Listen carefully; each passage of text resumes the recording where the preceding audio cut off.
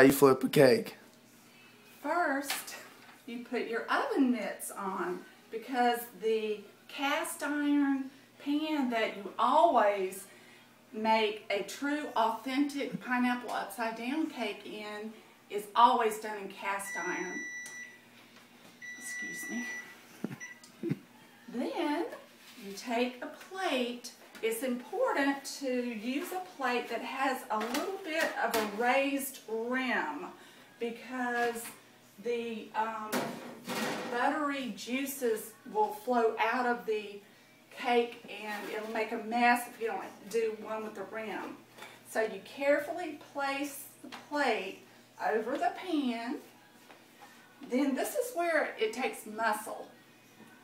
You carefully grab the pan, such as this, then you flip it over.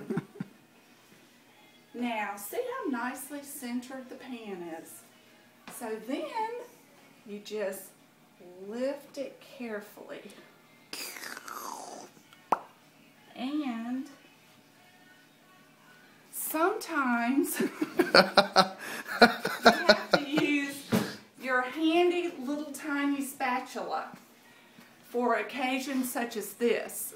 It's totally unpredictable. Sometimes it comes perfectly off. Other times you have to use your handy dandy little spatula. And what you do, all you have to do is take your little pineapples and flip them back on the cake like that. It's no need to get all excited or upset.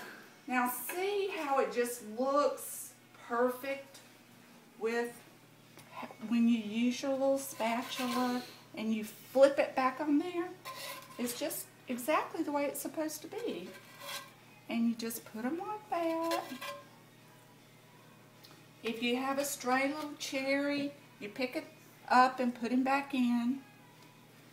And you can take some of the sugar and put it back on. What about for people who can't eat nuts?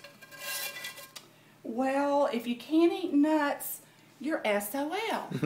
Or you could choose, the chef, the cook, could choose to leave the nuts off, because it would not be a very kind thing to kill somebody.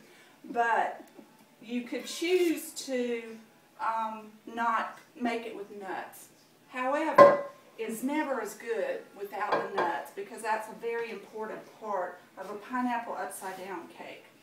But I do have a child who's allergic to nuts, and I will occasionally do a cake without the nuts. And now, look, pineapple upside down.